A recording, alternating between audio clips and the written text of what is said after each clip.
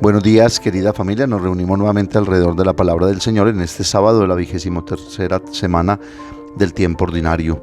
Nos reunimos en el nombre del Padre, y del Hijo, y del Espíritu Santo. Ven, Espíritu Santo, llena los corazones de tus fieles, enciende en ellos el fuego de tu amor, y renovarás la faz de la tierra. Espíritu Santo, ilumínanos y santifícanos. María, Madre de la Iglesia, ruega por nosotros. Lectura de la primera carta del apóstol San Pablo a los Corintios, capítulo 10, versículos 14 al 22. Amigos míos, no tengáis que ver con la idolatría. Os hablo como a gente sensata. Formaos vuestro juicio sobre lo que digo. El cáliz de nuestra acción de gracias no nos une a todos en la sangre de Cristo, y el pan que partimos no nos une a todos en el cuerpo de Cristo. El pan es uno, y así nosotros, aunque somos muchos, formamos un solo cuerpo, porque comemos todos del mismo pan. Considerad al pueblo de Israel. Los que comen de las víctimas se unen al altar. ¿Qué quiero decir? ¿Que las víctimas son algo o que los ídolos son algo? No, sino que los paganos ofrecen sus sacrificios a los demonios, no a Dios. Y no quiero que os unáis a los demonios. No podéis beber de las dos copas, de la del Señor y de la de los demonios. No podéis participar de las dos mesas, de las del Señor y de las de los demonios. ¿Vamos a provocar al Señor? ¿Es que somos más fuertes que Él? Palabra de Dios. Salmo 115. Te ofreceré, Señor, un sacrificio de alabanza. ¿Cómo pagaré al Señor todo el bien que me ha hecho? Alzaré el cáliz de la salvación invocando su nombre. Te ofreceré un sacrificio de alabanza, invocando tu nombre, Señor. Cumpliré al Señor mis votos en presencia de todo el pueblo. Lectura del Santo Evangelio según San Lucas, capítulo 6, versículos 43 al 49. En aquel tiempo decía Jesús a sus discípulos: No hay árbol sano que dé fruto dañado, ni árbol dañado que dé fruto sano. Cada árbol se conoce por sus frutos, porque no se cosechan higos de las zarzas, ni se vendimian racimos de los espinos. El que es bueno, de la bondad que atesora en su corazón saca el bien, y el que es malo, de la maldad saca el mal. Porque lo que rebasa del corazón, lo habla la boca. ¿Por qué me llamáis Señor, Señor, y no hacéis lo que digo? El que se acerca a mí escucha mis palabras y las pone por obra. Os voy a decir a quién se parece. Se parece a uno que edificaba una casa, cavó, ahondó y puso los cimientos sobre roca.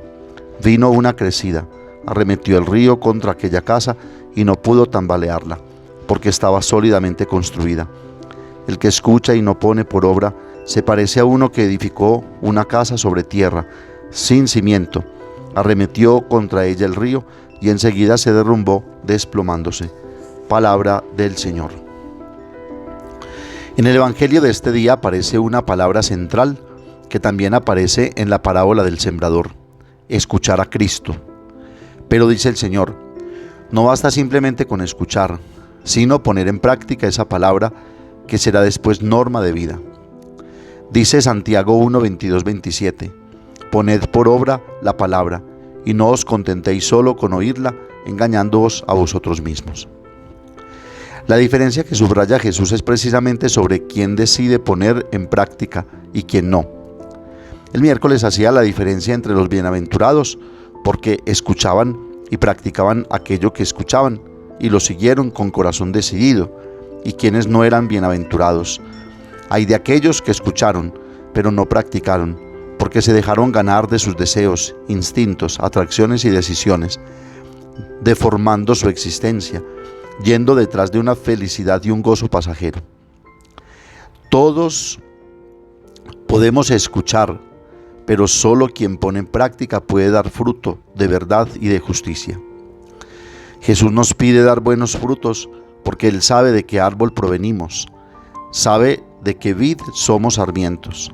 Este árbol y esta vid es Él mismo y su palabra salvadora. Su vida está en nosotros. Sus palabras no son simplemente máximas o simples consejos. Nosotros somos hijos de Dios y como tal, dirá Jesús, debemos escucharlo a Él para aprender a ser como Él, hijos obedientes en todo. Jesús vino para liberarnos de tantos males que nos deshumanizan y por eso nos dice hoy que seremos en verdad salvados si somos verdaderamente libres, si obramos en plena libertad. Jesús no nos da la receta, ni nos hace el camino más fácil. Simplemente dice: escucha y pon en práctica y confía en mí. Pensemos, por ejemplo, en un San Francisco de Asís. Cuando escuchó en su interior aquella voz que le decía: Francisco, reconstruye mi iglesia. Y él, poniéndose en obra, pone piedra sobre piedra para levantar aquel edificio en ruinas, sin hacerse muchas preguntas y sin ponerse muchos problemas.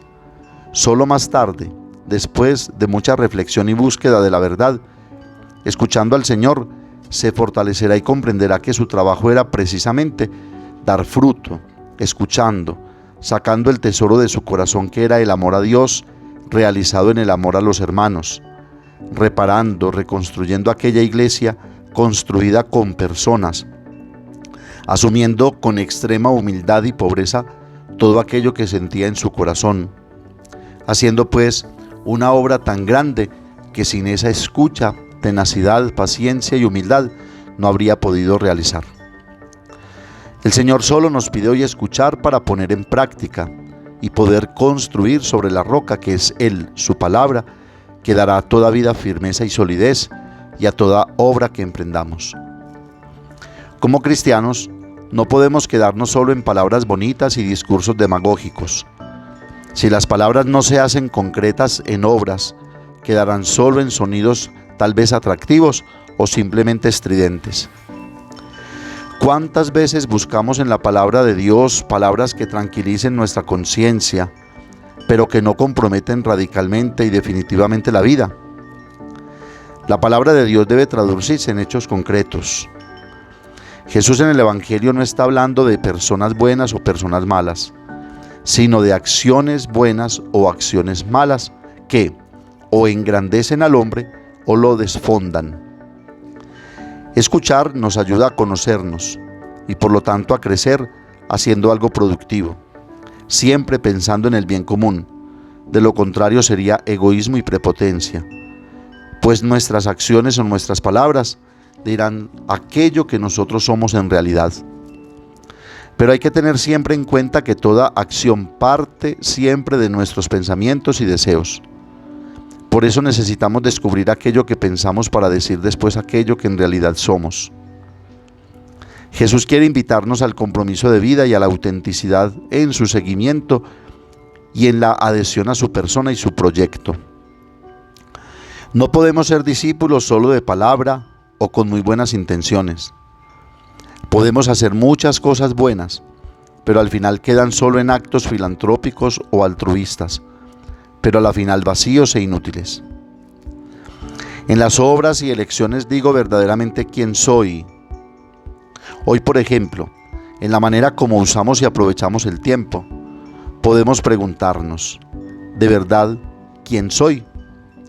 Nos llenamos tanto la boca de palabras bonitas y buenas, pero al final no dejamos que ellas nos cambien.